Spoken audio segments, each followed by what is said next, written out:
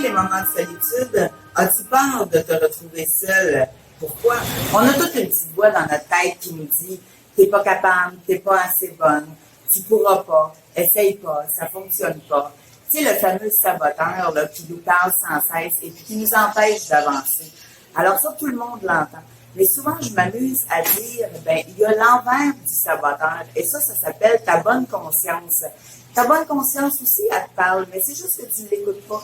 Ta bonne conscience, là, c'est celle en dedans de toi qui dit, essaye donc de le faire. Oui, ça va être dur, mais fais juste essayer. Tu es capable.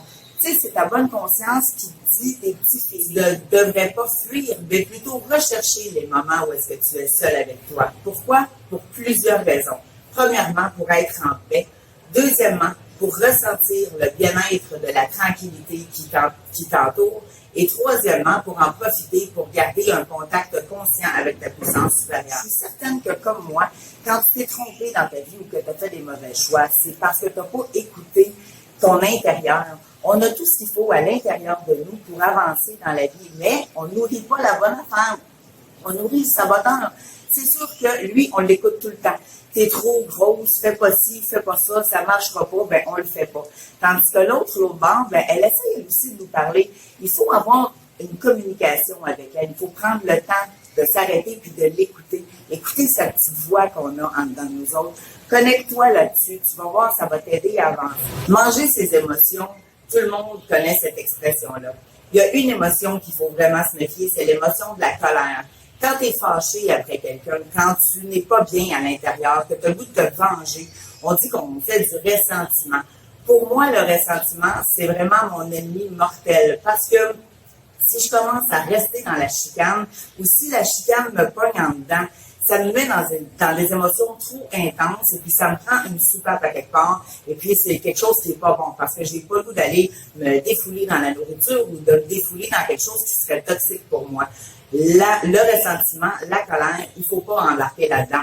On voit ses limites, on la sent s'en venir, la colère. Alors, on n'a pas raison d'embarquer dedans. Parce que quand tu commences à haïr quelqu'un ou à être en colère, le meilleur exemple que je peux te donner, c'est comme si tu bois du poison en pensant que c'est la personne que tu es en train d'haïr qui va mourir.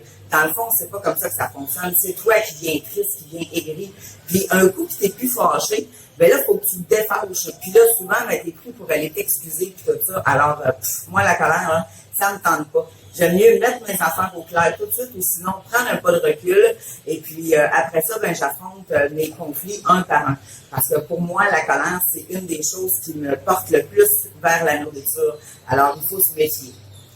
Et puis la chose qu'il ne faut pas oublier, c'est que plus tu vas développer une relation concrète avec ta bonne conscience, plus ça va faire fermer la gueule à l'autre. Parce que la plus forte, ça va être celle que tu nourris. Alors, laquelle tu nourris? Celle qui va travailler pour toi ou celle qui va t'empêcher d'avancer?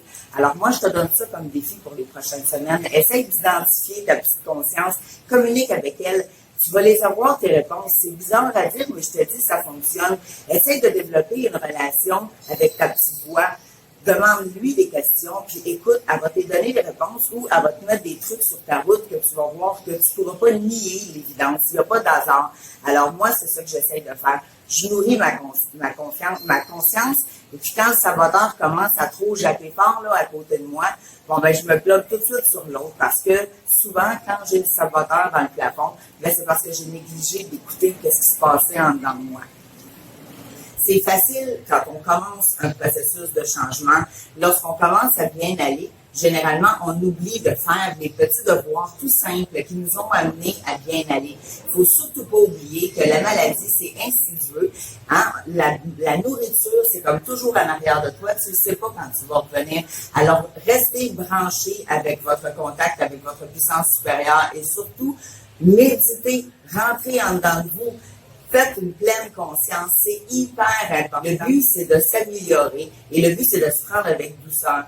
Comme ça, quand tu te parles dans ta tête, tu parles de la même manière que si tu étais ta meilleure amie. Je te l'ai déjà dit, ton corps, ta tête, c'est le seul endroit où tu devras vivre tout le restant de ta vie. Alors, on est aussi bien de faire le ménage dans la maison une fois de temps en temps, mais ce qui est important, c'est d'aller voir comment on était Parce que c'est comme ça que le cerveau va enregistrer que c'est juste du positif toutes les petites fois que tu as rushé puis que tu l'as pas fait. Et puis, reste dans l'amour, contacte ta puissance supérieure et demande-lui de t'accompagner à chaque jour.